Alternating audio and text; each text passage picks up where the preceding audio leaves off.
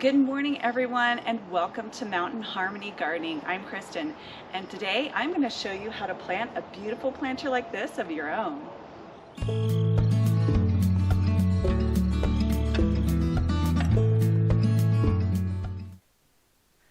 Now that we have this beautiful planter all built, I cannot wait to get all of these lovely plants that are below me into the planter. I kind of tested it last night and set them up, and they looked so nice. I am so excited because this is the only sunny place in our garden that I actually get to have flowers that can handle the full sun. The rest of my garden is plants that are for shade. So I'm really excited. So the first step that you want to do is you want to determine where you are going to be planting your new flower bed. For us, I knew that this was a perfect spot, and we built the planter, which you will see in a different video. So go check that one out. It'll be at the end of the video where I'm going to link it. And I knew that now I can do my sunny flowers. So I went to the garden center and I picked out all the plants that you see below me. Now, being a florist for several years, I know that you want to mix texture. And what I mean by that is the type of leaves that you have, like with the Red Hot Poker there, it's more narrow leaves. And then like with this foxglove, it's broader leaves. But you also want to mix the texture of your flowers or the type of your flowers. So I have some that look like daisies, and then I have the ones that look like bells. The Red Hot Poker just finished flowering, and it has like little type of bell flowers. And then you want to find colors that complement each other. In a flower garden, it's pretty easy to do because most flowers actually do go well together.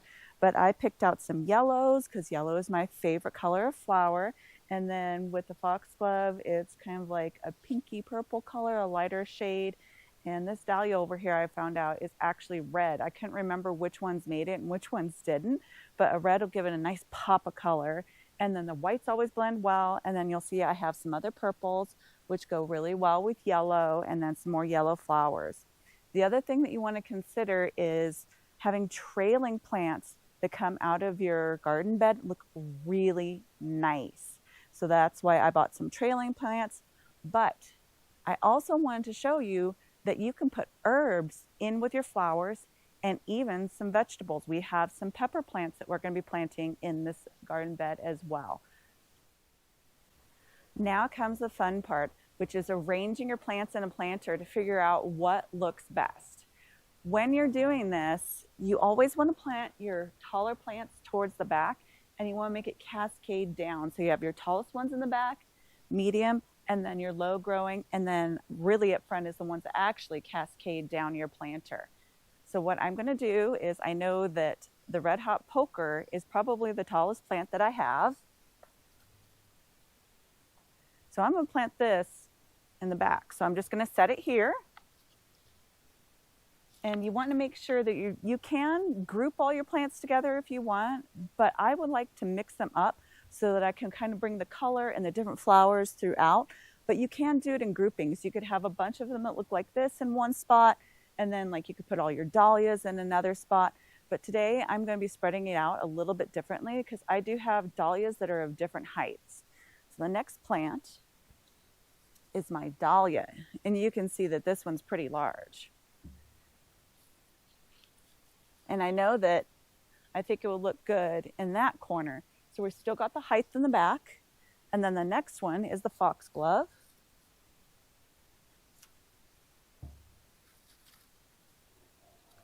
And I think I actually want to reverse these. So you have to look at it and decide, does that look good together? Do the leaves match too much? Because I want to be able to see the contrast in not only the flowers, but also the leaves as well. And then we have our echinacea, which this one's a little bit smaller of a plant. And I think it would go nice here because the next plant is the blanket flower. And I'm going over here in the corner because these both have similar looking flowers. They're both daisy or cone-like flowers. So I want to put them separated because these two definitely all, or these three back here, all have very different structured flowers. And now the other two plants are my dahlias. So I'm starting out with the tall ones, and now I'm working my way down to more of the medium height ones. Now this is a smaller dahlia. See that 10 times fast. And I know that I want it in this corner. And then this one, I want more up front, I think. And you're going to play with this a little bit. I know that I moved this around a couple of times last night just to try to figure out exactly what structure I wanted. Like I'm thinking that probably the echinacea should go about there. And I can move over these ones. And then I can put the dahlia there. Now I have a whole bunch of petunias. And I got some really cool ones, like these ones have like polka dots and stripes. And this one is a really pretty color that I hadn't seen. So I know that I have some yellow over here already. So I know that the purple will go well. And then I'm going to move the yellow one on this side to kind of bring that color throughout the whole entire planter. And then I have a couple more purple ones. This one is also a polka dotted one. And then look at that one. Isn't that beautiful? So we're going to put this one here, and then I'm going to bring this purple one back over here. So now we have some of the same structure, but it's spread out a little bit more. Now I have my cascading plants. So what I want to do is I want to plant one here so it cascades here. And then I want to put another one right here so that cascades over as well. And the herb that I got was some lemongrass. And it also gives you that kind of grassy appearance in there, but it's also an herb. So we're going to plant it in probably back here. And then that way I have the grass look there, and then also the red hot poker, I had that kind of more of a grass look. So it's spread out a little bit in here. Then once I get all of those planted, I have a couple of pepper plants that I'm going to kind of pop in where I can. I want to make sure these are chilies, so they're not going to get as tall as some of the other pepper plants, but I want to make sure that I kind of pop them in wherever they're going to get sunlight. And then I have some leftover marigolds, which I thought the color would go really well. You can see it goes really well with the other yellows. If I have space, I may not, because this is getting pretty full. I'm going to go ahead and put those in as well. Otherwise, I'll plant them somewhere else in the garden. Now, the next step is I'm going to show you how to plant these. I've shown you in other videos how I plant my plants, but I wanted to show you again just real quick with this one, and we're going to plant them pretty much all the same. Grab my gloves. And I'm using an all-purpose fertilizer for flowers, and I'm going to use a different all-purpose fertilizer for the peppers. So I watered this bed in really, really good last night so that it's already pretty moist. That you just want to dig down, make a hole large enough, of course, for the plant. And it took 8 bags of soil to fill this planter. It was a lot. I was kind of surprised. I figured maybe 6. No, it was 8. Luckily, I had 8 bags on hand. All right, and I watered all these plants, of course, last night because they have been not happy in their containers. And you can see, look how root bound that is. It's pretty bad. It definitely needs to be planted. So you want to go ahead and rough up all the roots and kind of break them apart a little bit. This way they don't keep growing in this spiral pattern. So you just go around and you rough them all up.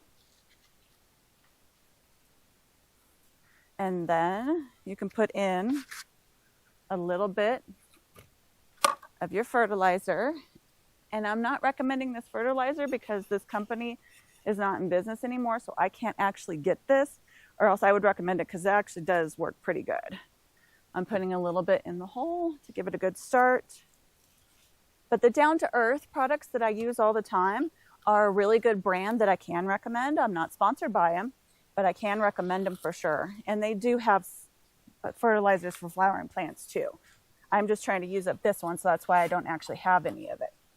All right, and then you just want to firm it in because you want to make sure that the plant that you're planting has really good contact with the soil. So we'll be right back after I have the whole entire thing planted. Here is our planter all planted up. I wanted to give you an up-close view of what I was able to fit in here. Unfortunately, I couldn't quite get the marigolds in here, but I was able to get all of the pepper plants that I wanted in here. And I kind of just dispersed them randomly around the flower bed. And I put those two together. But I really love how this turned out. It is so pretty. And you can actually plant your plants a lot closer together in a flower bed like this than you normally could. My dad taught me, he's like, pack them in together. They always do great. And I have found that out to be true. So I hope this helps you guys figure out making a planter of your own. You could do anything you want. Be creative with it. Well, I hope this inspires all of you to build a planter like this and plant it with your favorite things. So you can do a mix, you can do whatever you want. So thanks for watching, everyone. Please don't forget to like, subscribe, share, and comment. We have over 130 videos on our channel now, so go check those all out. There's a whole bunch of different topics. And happy gardening, everyone.